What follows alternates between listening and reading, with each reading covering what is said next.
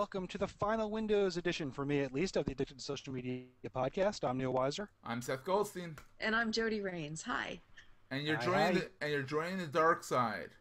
Yes. Joining the I dark love it. side. I'm moving Seriously? into the light. When are you getting it? What? Well, it was supposed to have come already, but probably be here. For those of you who don't know what I'm talking about, I'm moving to Mac, and it should be here.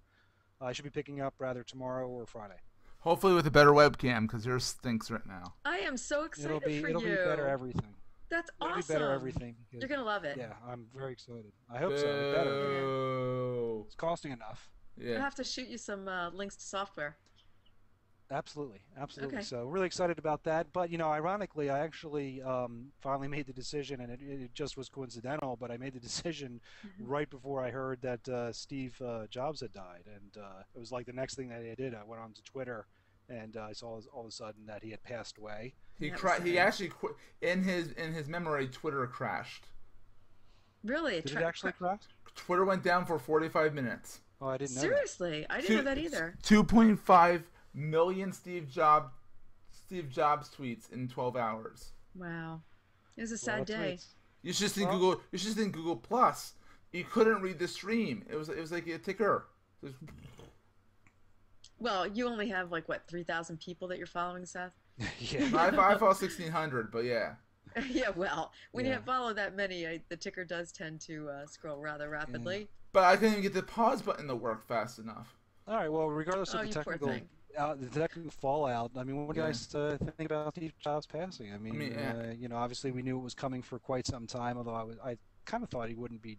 I thought he would make it to until 2012, but what do I know? I mean, I was on KOMU Channel 8 NBC affiliate in Missouri yesterday, and I talked about Steve Jobs passing from a Windows user's perspective. And a lot of people lately have been talking about how dare you honor him? He was an evil person. He was evil. And all the trolls. That's ridiculous. Essentially all the trolls, and they deserve to be kicked because it's like just because he was evil, he may be wasn't evil? all right. Just because he was a little bit, He was a genius. all right, stop. Let me finish. Jesus. Just because not everyone agreed with him, I wasn't a particularly big fan of his. But the guy was a genius. The guy, because of Steve Jobs, Windows is where it is today. Except for Neil, because Neil's because of Steve Jobs, everything pretty much is where it is today. exactly. I mean, He was a trendsetter. He was a trendsetter. In fact, he was what Microsoft was doing with the PC. He was doing about trying to do 10 years earlier, but certain things with technology and the software just wasn't there yet. Totally. And it was just amazing. Windows wouldn't have evolved. You wouldn't have iPads, whatever it is, the little music ones, whichever they are. You wouldn't have iPads, to tablets, iPods, iPads, iPhones. something. There'd be no smartphones on the market. No, No. iTunes. There will be smart. The thing about Not Steve, like they are. No, the He Steve was Jobs. visionary. Yeah, but Steve Jobs didn't make the GUI. He got that from Xerox. Let's be honest. He never really created something, but he perfected it. Well, that goes a long way. No, I'm not belittling it I mean, whatsoever. look, I'm Henry not belittling Ford it. wasn't the first person to make a car. But Exactly. He was the He person who perfected it. perfected the No, manufacturing exactly. process. Seth, I'm not belittling it. I'm not belittling him. You have to give the man his due, okay? Jody, He I was am a visionary. Jody. I'm giving him his due. I'm saying he perfected it. He didn't create it. I'm making a point. He didn't create it, but he perfected No, he didn't it. personally. I don't think he was personally programming things either. But he had the vision of what he thought it We're should be, agreeing, and he Jody. pulled it together. We're I think he agreeing. was brilliant. He was brilliant. He's brilliant. What do you think, Neil? Yeah. I happen to agree. Look, obviously, I don't agree with everything that he's done. One thing, for example, I think users should have the flexibility to change the interface on, like, the iPhone, for example, at their will, and not have to worry about jailbreaking it and stuff. But hey, whatever, it is what it is. And It's like that with any phone, pretty much. well, yeah, No, not so much but on Android. it could have been a more open system. Let's put it that way. But that's my not- point is that's- that yeah. what he's accomplished, and I mean the number of industries that he had such a phenomenal impact on, and the things that he was able to do. I mean, I think all of our lives are better for the things that he did. I mean, Amen. even the web itself. It turns out, I heard a story that what was his name? Tim Berners-Lee, the guy who created the www and basically created the internet. He did that on I thought a that was next. Al Gore. You know, he did it That was on a before next Al machine. Gore. Yeah, Then Al Gore reinvented it. yeah, he did it on a next He machine. perfected it. Al Gore perfected it. He And did it on a next machine. yeah, he did it on a next machine. Which, look, obviously he could have done it on another machine, but with the capabilities of Next was the company that Steve Jobs started between his stints at Apple, Mm-hmm. and it was a very powerful computer.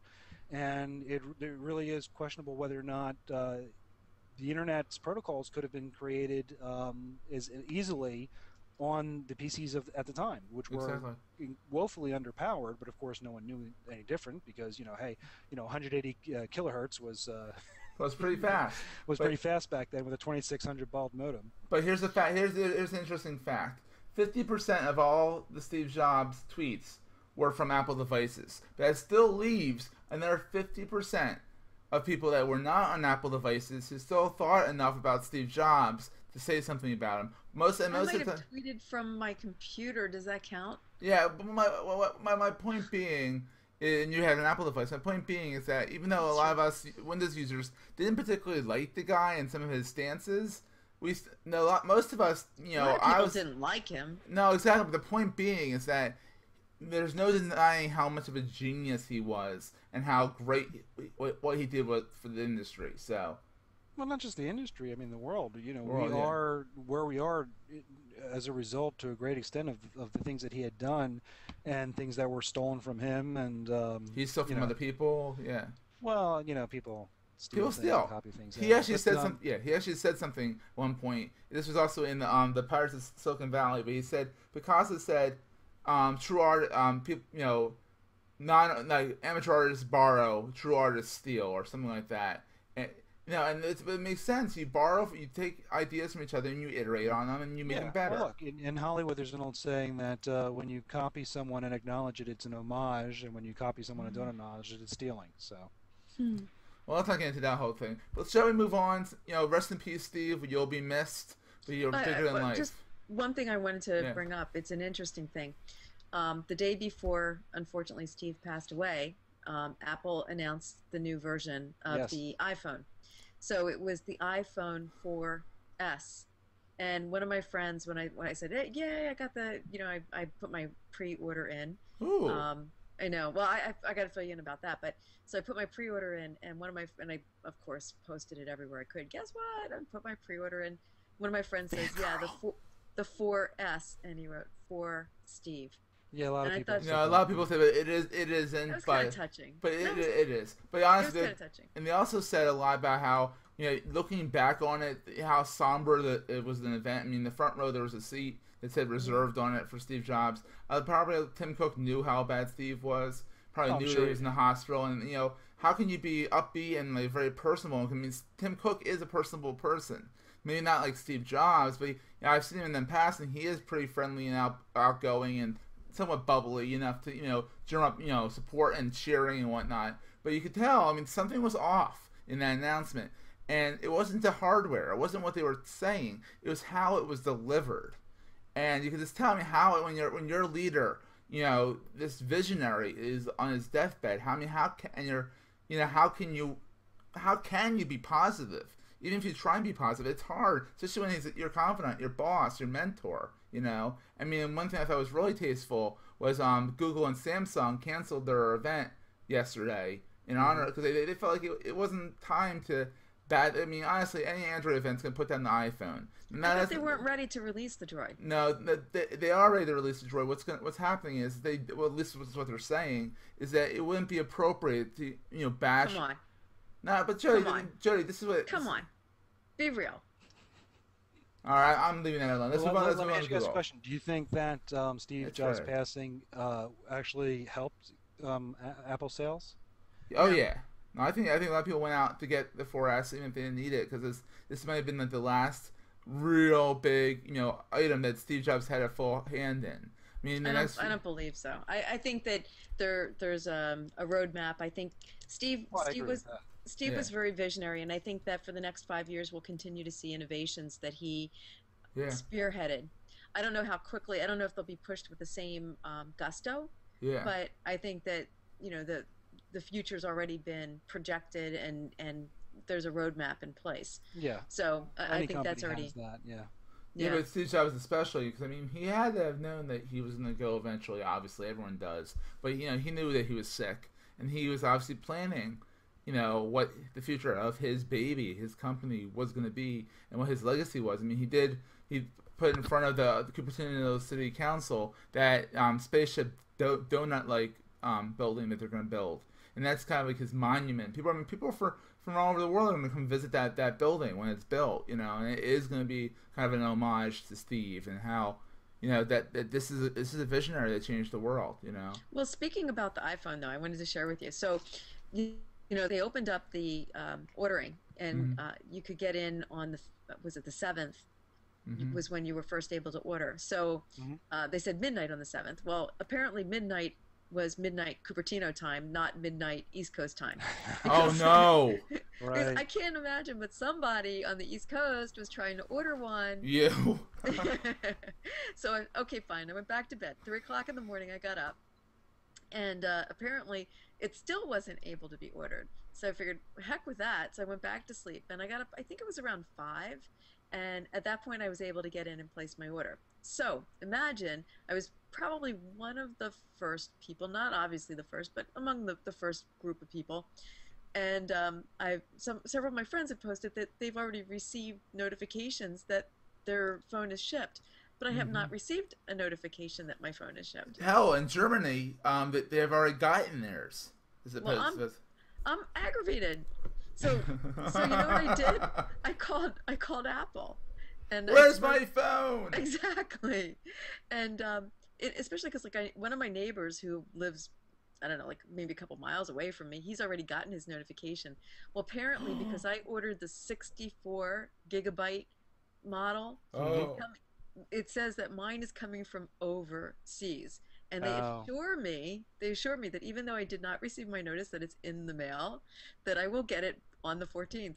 They've told me this. All right. So stay tuned. After the 14th, we're going to hold you to that, Apple. Are you listening? Probably not. But anyone at Apple's listening, get Jody her phone. I need my phone. She needs her phone. With a broken leg and a broken leg and a broken neck, there's just like this much that I can look forward to. Oh, come on. You see one of those things. What? A new phone, damn it. Seeing us every week isn't enough? Well, you guys are the highlight of my week. Aww. Well, there's looking forward, and then there's dread. I mean, all right. Dreams and nightmares. Exactly.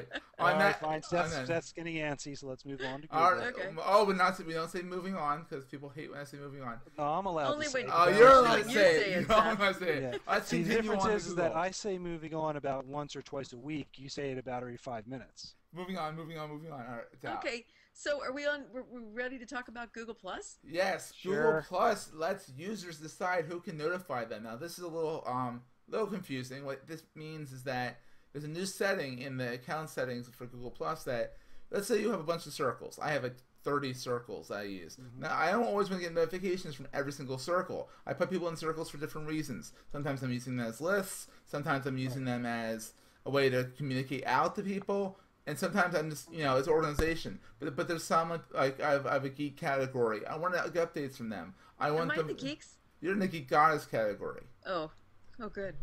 Oh, good. You're not thrilled. Neil's in the geek category. But anyhow, but what this allows you to do is to only get notifications in that little red dial up at the top that usually says 9 because it doesn't go above 9. That will only flicker when a circle that you allow to notify you notifies you. Now, what I did is I said, I turned to everyone in my circles, but which does limit. So let's say John Doe over somewhere else wants to notify me. I may not get the notification, but I'll see it in my stream. But what's annoying about the notifications, and I think it's a good move. There's one person, I don't really know this guy. Okay. Apparently, he writes poetry, and like every day I get a notification that he wrote another poem or something. I don't know what he's doing. No, it's not about me. It's just general poetry stuff, and it's kind of annoying. It's annoying because I don't know the person, and my inclination is to uncircle him. So uncircle him. Well, it's not bad poetry, but why is he identifying me, and why am I getting a notification? Maybe You he know? likes you. No, I think he notifies everyone. Okay. All Well, wait a right. second. Isn't there a way to? Because one of the things that drives me nuts is that every time someone follows me or circles me, I get an email notification. Oh, you can turn that off. Yeah, you can turn it Well, off. I wouldn't mind. I wouldn't mind getting a single notification for the whole day, but No, is it there a way doesn't to do do that? that. Because I haven't played with it. No, the first thing you do when you get into Google Plus, this is the rules of Fight Club. This is the rules of Google Plus. Fight Club. You turn off all phone notifications, all email notifications, unless there's the ones that says that someone's mentioned you. Otherwise, you're gonna get flooded. I turn them Yep. off. What it does do in your notification says that these people added you and gives you a list. So just turn those off, unless you have like 3 people that are following you, and then it doesn't really matter. But generally, that's like something that even Bradley Horowitz said in the hangout that I was in. You might want to turn that off. Well, I'm just looking for something to get a single daily email as Oh, it's opposed not to. there yet. Yeah, that's what I'm talking about. Nice dreaming, Neil. Well, So anyhow, well, look, hey, Facebook does it. Why doesn't Google do it? that fail book. No. All right. So anyhow, did you guys hear about the Google Plus's traffic falling 60% since it launched? This is from a company called Chica, something like that. What they said is that it's falling and that it's not new, that it's demise of Google Plus. I call it a bunch of BS because pretty much people are learning how to use privacy controls, and all they're pulling from is the public posts, Right. and people are not looking at, oh, these people are still using it, but they're using it a little bit smarter. I mean, and also the thing is, it's been open for 4 months. We're treating it as if it's been open for 2 years. Yes, it's owned by Google, but let's give it a chance to actually blossom and get found. I mean, this is the same argument that people say there's no conversation on Google Plus. I have a big rant posted on my feed that I wrote last night. One of my friends wrote, there's no conversations going on Google Plus. I'm like, where are you hiding? What rock are you under? If you would imagine who you follow. If you follow people that are going to be talking, there's tons of conversations going on there. There is a lot of conversation, and you can jump in any time of the day or night. I actually really find it to be interesting because there's a lot of different topics, and maybe it's because of the types of people that are on Google Plus, but I find it to be completely different than the Facebook chatter. Well, Oh, absolutely. It doesn't take well, much. you're cultivating different communities, is what's Yep. going on. So, I mean, my Google, and for example, the number of people who I follow and everything on Google Plus is much smaller than on Twitter, and I plan on keeping it that way because I want to be able to actually have conversations with people and not get completely flooded out. Well, I mean, I do that, but I do it a different way. I use the circles as lists, like I do with Twitter. I mean, right now I'm looking at my thing. Oh wow, I hit 6,000 people are following me now. This all of a sudden. Anyhow, I follow 1,500 people, but that means that a lot of times I'm following people back out of courtesy. But they're in one of those circles that's like I don't always check every day. Yeah, but I don't even. I mean, I do check the profiles of people who circle me, but it's like, first of all, if they don't have a profile filled out, I don't follow them. Oh, of course, I don't even yeah. bother if they, But there's a lot of people who. I mean, I do have a list that I call a circle that I call "Don't Know," because I did they too. circled me and I just don't know who they are, Oh, I which is wouldn't. fine. Which is fine, but for some reason I thought something about them was interesting, so I at Yeah. least put them in the list. But for example, I mean, someone right now. Actually, it's interesting. I thought I turned this off, but some Russian person invited me to play Zombieland. Well, first of all, I thought I turned off notifications for games, but also I don't read Russian, so. Oh, yeah, here's what Why not? here's what I Didn't get found. that far. Here's what I found is that my rule. This is my following rule: is if I interact with you in a hangout, I will put you in the hangout people folder in the circle. If I find you interesting and you followed me and I we haven't really conversed yet. If I find you interesting, I'll put you in. I have something that's a plus and then an ERS plusers folder. But then if you follow, Oh, let's say, that's clever. but let's say you're in a social media or you're in the media or something like that. I have a bunch of different circles that for anyone who's in the media, I'll follow everyone who's a journalist. Just so I have, if I want to follow the news, I click on that one circle and there's all my news. If I want to follow people that are, geek goddesses, it's all the women of Google Plus that, I care to listen to, They're both cute out externally and internally, both ways, either or. It's just, geek goddesses, the women who enjoy technology. That's hot.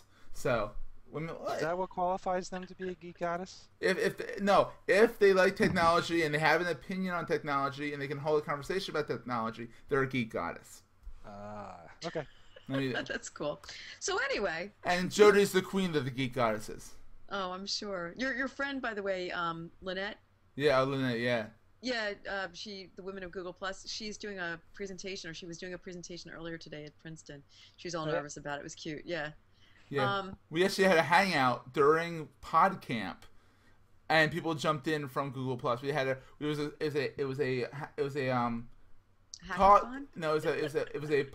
PodCamp seminar on Hangouts, and it got really meta because then we were doing a hangout about the Hangouts in the hangout. But anyway, what's the mystery of the lost Google Plus numbers? Yeah, what is that? The mystery that's just an added link that I put in there that Mike Elgin posted on Google Plus. I thought was very appropriate. Pretty much saying what I just said, that look, everyone is not necessarily putting anything public. It doesn't mean that it dropped 60%. It's dropped 60% public posts, but it doesn't mean that it dropped 60% in interaction. Google should post those numbers to debunk these claims that the services, because it looks really bad when all of a sudden you have headlines saying that traffic is down 60%. Well, of course that's public traffic, and I know a lot of people are using it privately, but it really sets a bad impression that the service is not doing well. And if you want to attract users to a service, you want to attract them to a service that's growing like gangbusters and people are using, not saying, "Oh, we're down 60%." Yeah, I agree. That's not I think it's silly, and I don't.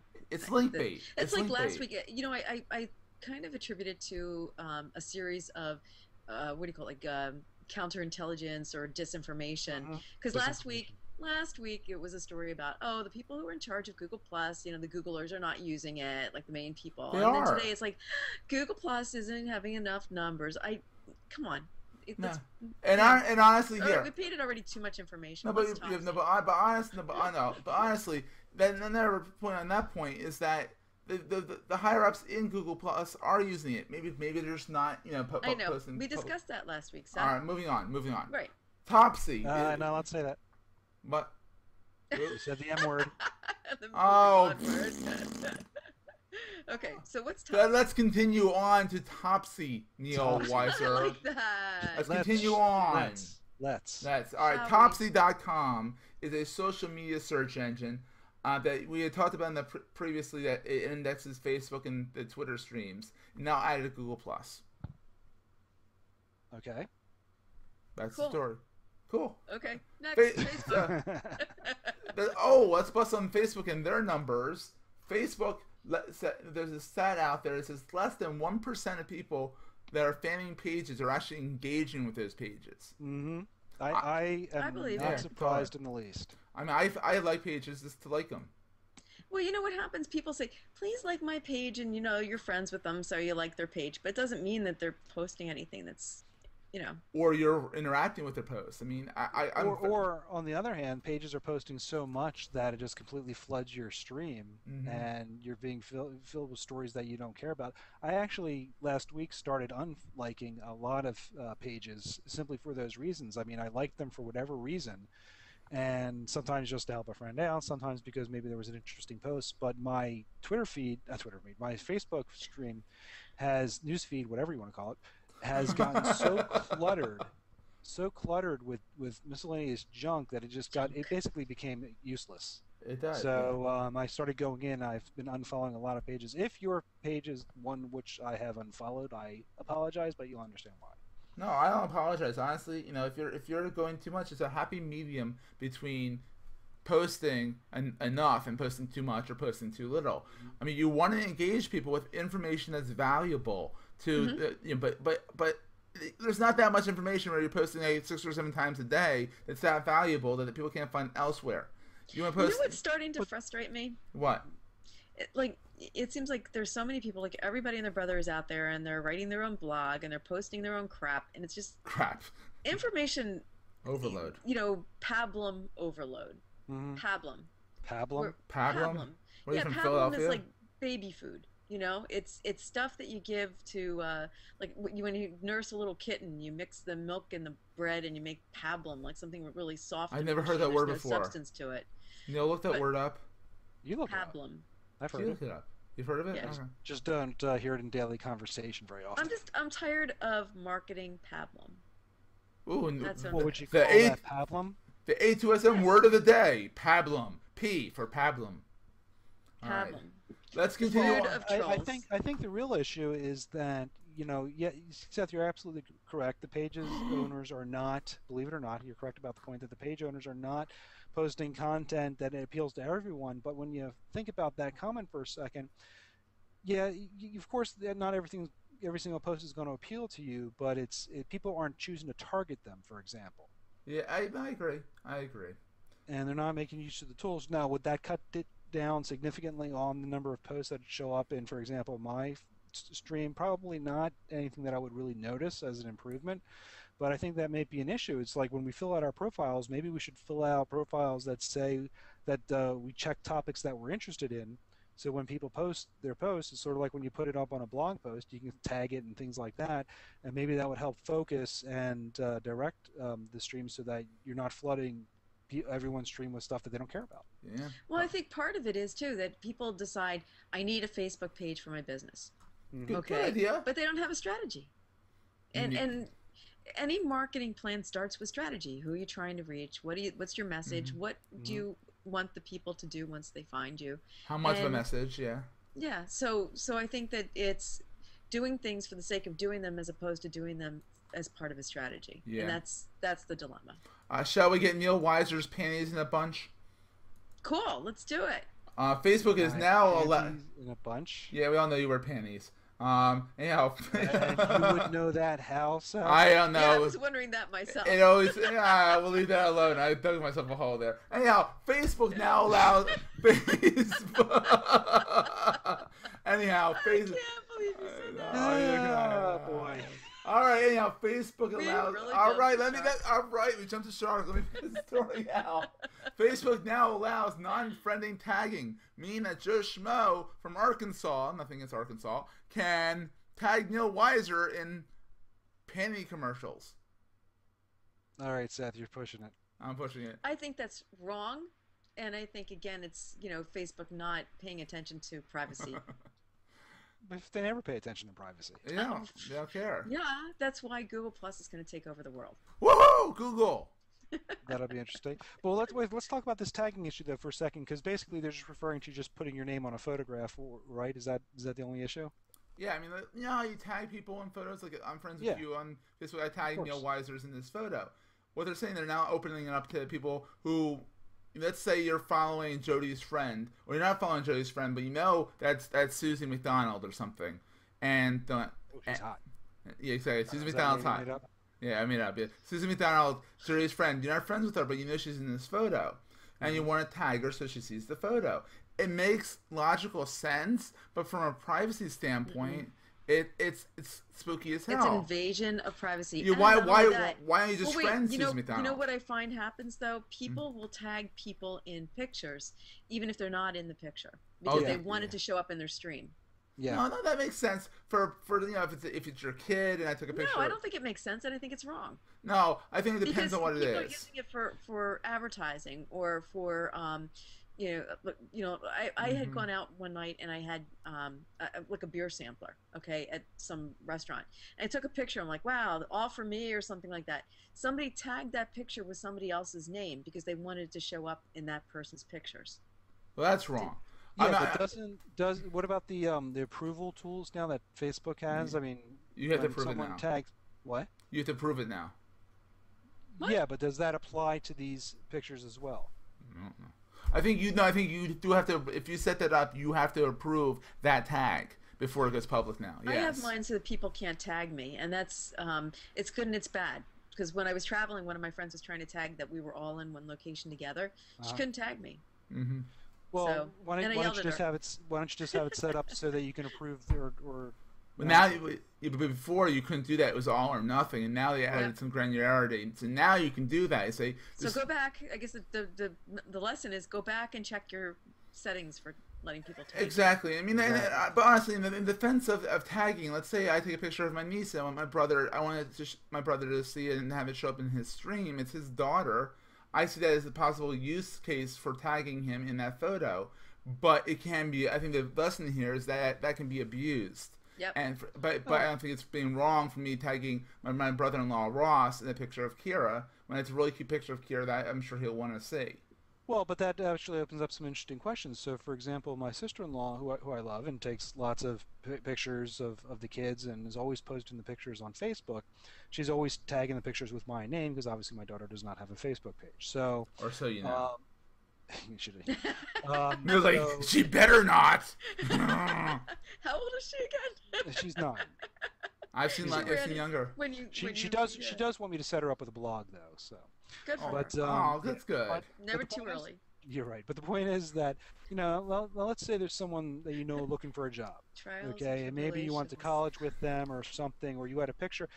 How many times could post a picture and post their name on it, and it might not be a very flattering picture, or it may just be a picture caught in the moment that's open to interpretation. And I've actually used this example before where I was actually at a NASA tweet up being interviewed by NASA TV. The NASA photographer actually took a still of me speaking to the reporter, and they posted it. If you didn't know me because I was caught in the middle of, I used my I gesture a lot when I talk. You're being Jewish, I was being emphatic about something, and they caught the picture of me like that, my God. Oh, no. I actually remember specifically what I'm talking about at that moment, and the video is up on NASA's page wherever of the interview, the archives. But the point is that I was just being emphatic and talking about social media and how NASA's using it and everything like that. But if you didn't know me and looked at that picture, you'd think that I was a stark raving lunatic screaming at this guy. Yeah, you are a stark raving lunatic. You already know that part. Yeah. So that's kind of funny, actually. Yeah. So that can actually be abused in those sorts of contexts, for example. But that's Facebook for you. But Facebook is doing something good, though, Neil, that I think we'll all be happy about. Facebook is choice in this matter. But go ahead. Yeah. Facebook is going to check outbound links for viruses. Thoughts? That's not bad. They should have done this a long time ago. Cool. I mean, Google's doing it now too, where they're checking the websites for malware and they're logical sense, and flagging things, and they have to for not only the safety of all their users, which I really don't think they care about, but for their own for their own safety, because people are accessing and putting links and things all over Facebook. It's archiving all this data and information like that, and if you post a picture to Facebook and it's carrying some sort of a payload with it that you don't know about, these sorts of things, they have to be extremely concerned about their security. One would hope. One would hope, exactly. Oh, I know they're concerned about their security, let me tell you. Yeah, no one else's. But real fast, I have a quick aside. I have a name for your daughter's blog. My life with Neil Weiser. Sympathy, please. No, that's the sitcom. My life with Weiser. I think it should be like daughter of Wiser. Wiser daughter. Oh, the wise daughter. The wise daughter of Wiser. Wiser daughter. Wiser daughter. She started complaining now that her friends at school are calling her Bud. What? Bud? Bud Wiser. Oh, that's adorable. But for a 9-year-old, that's terrifying. Well, it's bullying, is what it is. No, it's teasing. It's different from bullying. It's bullying because they're proceeding to follow in a behavior pattern which is bothering her, and because they see it bothers her, then they continue it. It perpetuates. But you know what? If she says, "Hey, that's cool, I like that," they wouldn't do it anymore, because then there's no fun in picking on somebody if they don't perceive it to be picking on. Yeah, that should be her nickname. Tell her say that she likes it. But then they may have the reverse effect. They may actually start calling her Bud. That's cool. Well, Bud, that is cute. Call me Bud. I like it. Okay, back about social media now. All right, Officer Weiser here. All right, anyhow, Facebook did one iPad app. Yeah, what do you think, Neil? It's interesting. What? I don't have an iPad, so I'm. Yeah, I haven't had a chance to install it, but I literally haven't had a chance to play with it yet. I think it's good that they've done it. I think it's a little late, like so many things in coming. But it'll be interesting to see. I've heard some interesting things about it. I've heard that it's lacking in a few features, which is not surprising. It's a new app. We'll see how it goes, but I don't think it's all that necessary. No, but it's going to give them greater control over your iDevices. iDevices. Oh God. Well, maybe not control over the iDevice. device. Maybe not control over the device, but I mean, at least your usage of it, because they'll start linking the app out into various other things. Mm-hmm. Jody, what do you think? You have an iPad? No, I do not. Okay, so I Neil, think I had an iPad. No, I do not. she's I don't not have. cool enough. I will have the 64 gigabyte iPhone, which is almost an iPad. A lot Just a smaller. tiny one. Yeah, the mini one. All right, let's continue on to Must we? Twitter. Twitter, the much forgotten social media. Yeah, well, Isn't it amazing how I still Twitter use sort of it. disappeared in like the last month from, Yeah, but from the news? I use it to contact and bitch at Comcast. Our DVR is on the fritz, and I tweeted Comcast saying DVR's on the fritz. Can you check it out? And they are swapping it out. So it still has its uses for bitching at Comcast. Well, but, it's still a fantastic tool, but I mean, Twitter is still a fantastic tool, and it's still my social network of choice. It's the first place that I usually run up and post stuff to. But you know, it's like Wither Twitter. You know, it's like all these improvements for Facebook and Google Plus and all these, even some other sites that are progressing. Hootsuite just bought Foursquare and was all over. Whoa, I'm sorry.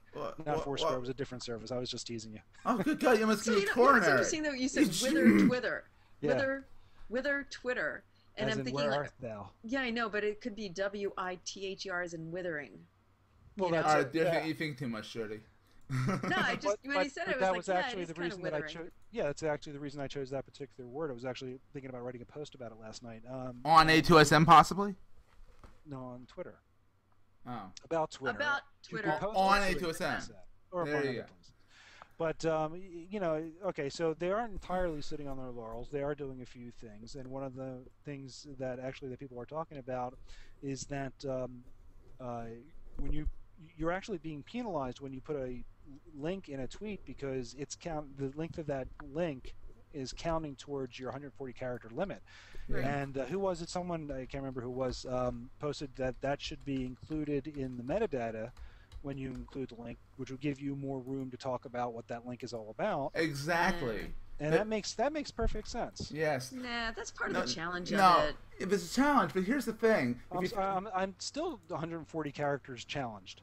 Exactly. Yeah. Without the link. But here's Well, the then thing. you're too verbose. I think it's part of an Wow. art form. Yeah. Certainly, I think it's an art form. I think learning how to say things clearly and concisely, and learning how to modify words so that they're short but yet they can still be interpreted. Stop that, Seth.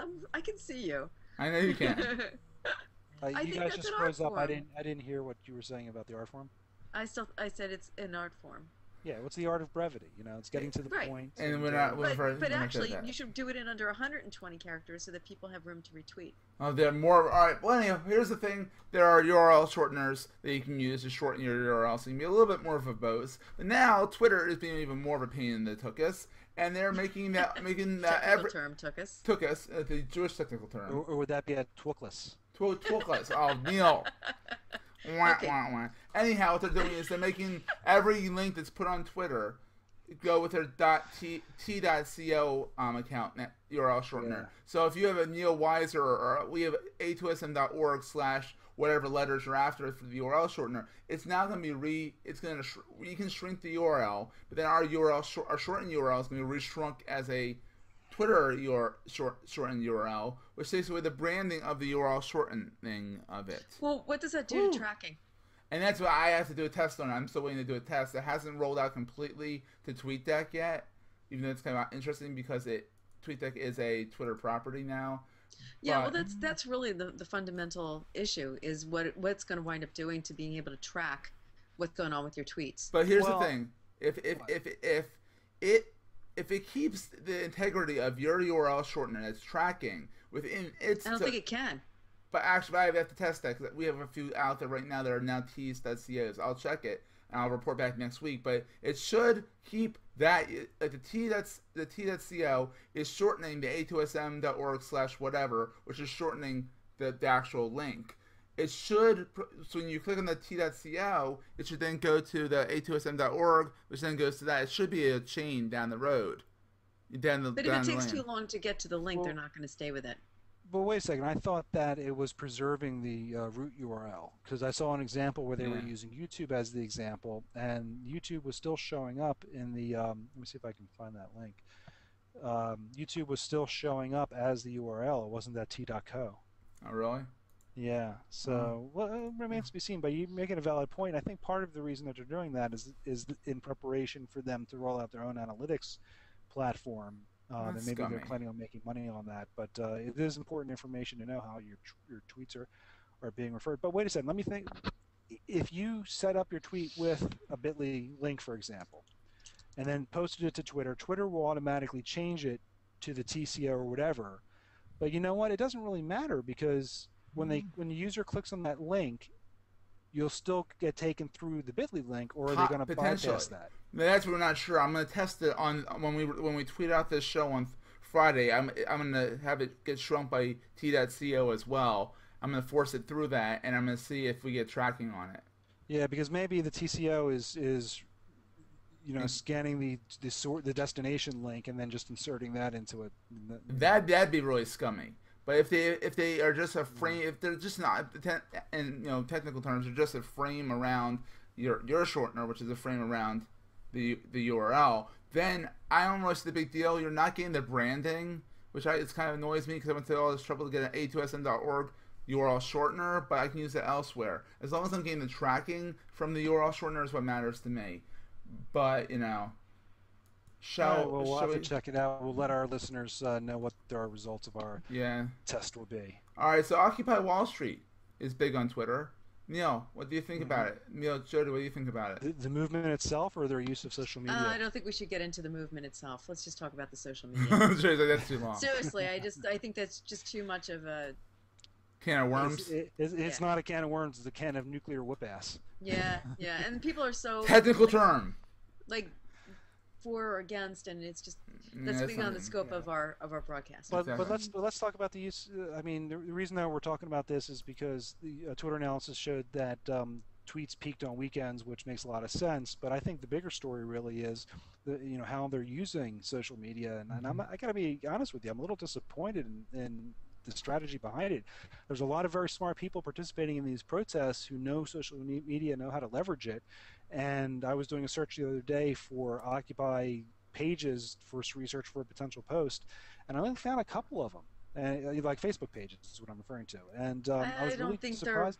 They're real Facebook oriented. No, they're all on and Twitter. I think that the people, I think that the people who are organizing it, and I've heard that there are links to Acorn, but I don't think that they are. I don't think they want to be known that they're organizing it. Yeah, and honestly, Anonymous is also helping organizing this as well. And if you follow the Non-Ops Twitter account, they're posting a lot of information from people that they know are involved in it. So it depends on who you're following. That's getting outside of the real discussion here. I mean, it's basically the same argument that the Republicans aren't part of the Tea Party. The discussion is, are they making effective use of social media, regardless of who the organization is that may be helping them in the background? No, I think the discussion also has to do with whether they want to be discovered as the organizers or whether they just want to motivate and get people involved. I don't think that the people who are the organizers want to be identified as the organizers. I think that it's a supposedly grassroots Anonymous movement. Yeah. Yes, exactly. But how does that have to do with social media? Because they are using social media, but they're not wishing to have a centralized place to be identified. Maybe they're sending all of the non-public posts on Google+.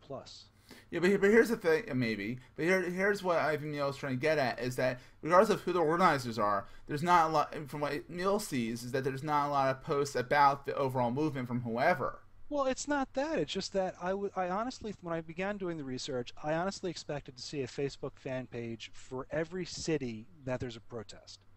Or at least the vast majority of them. And I did not find that. Now, maybe that's changed since I started conducting the research, but when I started doing the research, I mean, I only came up with, about a half dozen, pages that looked like there was actually any life to them at all. Now, maybe for some reason I wasn't getting the results that I was looking for, whatever, maybe these pages are out there, but I wasn't seeing them. And I also started doing some research on variants of, for Twitter accounts for Occupy this, that, and the other thing, and there was more success there. But anybody can open up a Twitter account, Occupy this city or that city, and preempt I'm surprised maybe the Republicans are doing that, preempting the organizers from actually getting those hashtags. Exactly. Yeah. I don't know. I think we'll look into it and we'll get back to you guys next week. But it's an interesting idea. But yeah. Yeah. But so I think sorry. Go ahead. You guys reminds me of that Austin Powers movie where he kept on interrupting his son. Yeah, there's some interesting stuff that's been happening with Twitter, but I think there's other news, other social media that sometimes we don't focus on, and LinkedIn has made some interesting changes. And one interesting change. I mean, now finally, this whole you used to be able to get your corporate identity on LinkedIn, and somehow in a very convoluted way add employees to it. But you never really get to really interact using it. Now you can now post as your company on LinkedIn. So it'd say, hey, Joe Schmo Incorporated. Joe Schmo's been very active in our podcast this week. Joe Schmo Incorporated is hiring. Send your resume to this address. So they can post updates like, hey, we were just featured in the A2SM podcast over and over again. They can post stuff now as an organization. Well, the point is that LinkedIn is moving slightly in the direction of fan pages. Their answer to Facebook fan pages, because companies can have a fan page, and now you can have the equivalent on LinkedIn, which makes more sense because LinkedIn is your online resume, and I think it makes perfect sense, and it's the perfect location for you to have a corporate presence. Exactly. Did you guys know that 98% of U.S. adults are using social media? But only 1% care about the statistic? Apparently. I think that sounds like a high statistic. I think so too. Yeah, it sounds a little high. Yeah, I mean, there's a lot of seniors that are not participating in social media. Exactly, and it's a lot. Where's that statistic from? That statistic was reported in the Next Web on the 8th of this month. Okay, yeah, but they didn't do the research, though. Who did the research? I will look in a second. It seems awful high. It does seem a little high to me, but it was an interesting statistic that I thought. I would argue that 98% of online adults in the U.S. have heard of social. 98% of online U.S. adults aged 18 to 24. 18 to 24. That's a big difference. That is a big difference. That's totally a difference. That's a different story whatsoever. It's a whole altogether. Altogether now. It's a horse of a different color. Yeah. I still think it's a little bit high, but that definitely makes much more sense. Age 18. I think that's like a non-story. Non-story. All right, let's move on. Let's talk about our picks of the week. Neil, what is adaptable GIMP? It sounds like a disease. As far as you know. I tried to last week.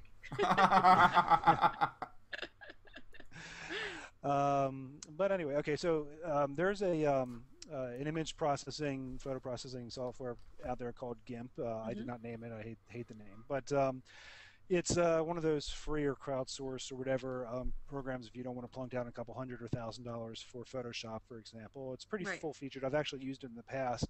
It's pretty good software, but what they did was really interesting. They have this new version of the product called Adaptable GIMP, and what it does is it crowdsources the essentially like the help files. So for example, and in the example that they use in the video, if someone wants to create a square as part of an image on GIMP, it's not actually very easy to do. There's no tools designed in the software specifically for that. But what you do is you go into your the toolbox and you put rectangle in there, and it will come up with a bunch of results that were written by members of the community who use GIMP and submitted that. And you can walk through it, and it will walk you through creating that particular square, for example. So where it's interesting is that they're crowdsourcing their help and tutorials to the audience, which makes a lot of sense because there's a lot of power users who use the software who may do certain things, and as you know from software, they can't prepare a tutorial or a help article about every possible use of creating a square. Let's say I want to create a square with a gradient on it or something. Yeah, but GIMP has been around for a long time, and is this something new? Yeah, is this something new that the crowdsourcing? Yeah, this is a new version that just came out, and I think it's really cool because as the community begins to use it and make more use of it, and Seth and I were talking about the possibility of that merging into like macros or something, but I think it's a great idea because, how many times do you try to figure out in any given piece of software how to perform a certain task, and the instructions that it's telling you doesn't really pertain to what you were trying to accomplish, or sometimes it even misses a step, which happens on occasion. It's annoying. This will broaden, deepen significantly the resources available to the user. But it's the first time I've ever seen an actual piece of productivity software utilize crowdsourcing to enhance the product in this particular way. I thought it was pretty cool. Yeah. Cool. All right, so my pick for this week is a Chrome Web Store add-on. It's called Social Bro. I didn't pick the name. It's a stupid name, but it's pretty much a Twitter tool that gives you a lot of analytics on links and what you're sharing. It's sort of like the open source project ThinkUp, what they're doing with analyzing your tweets and indexing and really analyzing your Twitter sphere. But this is a free Twitter app for Chrome. So it's an HTML5 app, and it's really neat. So there's a link in the show notes to a really long URL that will take you to add it to your Chrome. And it's neat. I've used it. I don't really find a major use for it because I use ThinkUp, which is at thinkupapp.com. But it's a little easier to install than ThinkUp. So what's ThinkUp? ThinkUp is an app that really it aggregates your Facebook data, your tweets, and now Google Plus public updates to Google Plus into charts and data showing who interacted with you when, and archives all your data into a SQL database, so you can then parse it into an Excel spreadsheet to analyze on what your interaction. And it's good for the White House is using it right now. It's put together. It's an open source project put together by Gina Trapani, who's former editor of Lifehacker, and I know this whole camera's been on you the whole time, Neil. Thank you for not picking your nose. And seriously, it's been on Neil the whole time. I'm sorry. Let me make up for it, okay? But no, it's an interesting app. But it's a little buggy. It's still in beta, and it's an open source app that you install on your server, which means that there's a lot of SQL injections and tweaking this, tweaking that. If the migration doesn't go through correctly from one version to the next, you get these errors. And if you're not totally in tune with how to write SQL codes, like I know how to write enough, but not enough for this. You're constantly in the forum asking how to do certain stuff. So it's not really ready for prime time for people to run out and use it yet. This might be an alternative for the time being. It's called Social Bro. Check it out. I think it's actually socialbro.com. I think they actually have that as well. Don't quote me on that. So Jody, how many trolls have you been kicking lately? Well, you guys, last week after the podcast, you decided to bail on me after Seth opens up the podcast, and we had a really, really good discussion. I didn't open up the podcast. I opened up the Hangout. You opened up. First Neil left, then Seth left, and then I was there with a group of people. They were terrific people until we were joined by a troll. And by a troll, what I meant to say is that this person came into the Hangout, and he started muting everybody. He was being very ignorant. He was making rude comments about each of us, and you're trying to comment and your mic is off, and you keep trying to put your mic on, and he was taunting everybody. So what was really, really frustrating was we did not know if up till that point I had no idea if there was a way to get rid of somebody. Because now you've got you've got an open Hangout. They just jumped in, and the guy was ignorant. I don't know what other word to use for it. So I can think about some other words, but they're not appropriate. Well, a-hole. Yeah, and he made derogatory comments to me. He made derogatory comments, about people, like the way they appeared, and it was just wrong. And obviously the guy's intention was just to get everybody upset or to close down our Hangout. Sounds like it. So apparently there is a way that you can kick people out of a Hangout. I didn't know enough about it at the time, and I haven't yet been able to get it to work, but we've posted the directions in the show notes. So I'd like to offer to anybody who's out there, if you're listening, if you try this and you get it to work, if there's a step missing or if you can make it a little bit more clear, please share it with us, because I think it's really important. I think to be able to moderate your own Hangout, particularly when you have people like this who are just looking for an opportunity to be rude, it's a good thing. So this was information that was posted by somebody from Google. Exactly. And you can always email us the corrected directions once you figure out how to make it actually work. To editors at a2sm.com. That's editors at a2sm.com. And we have an email from our friend John Cully from the UK. Howdy, John. Neil, do you want to summarize what he wrote? Because it was rather long. Let me click back. What happened to the page? Way to be on the ball, Neil. No. Yeah. What? No, I didn't know I was supposed to read it. Oh, sorry. Surprise! Wait a second. I'll get Actually, back what he was asking was that he he wanted to know if anybody had problems with Google Plus, and he's running Lion on a MacBook and Snow Leopard on another, and he says that he's not able to add people to his circles. He's tried Safari and Chrome, but no difference. Really? I haven't had that problem. Have you guys? I every once in a while Google Plus gets bogged down. It gets a little resource intensive, but I just restart the browser and it usually fixes the problem.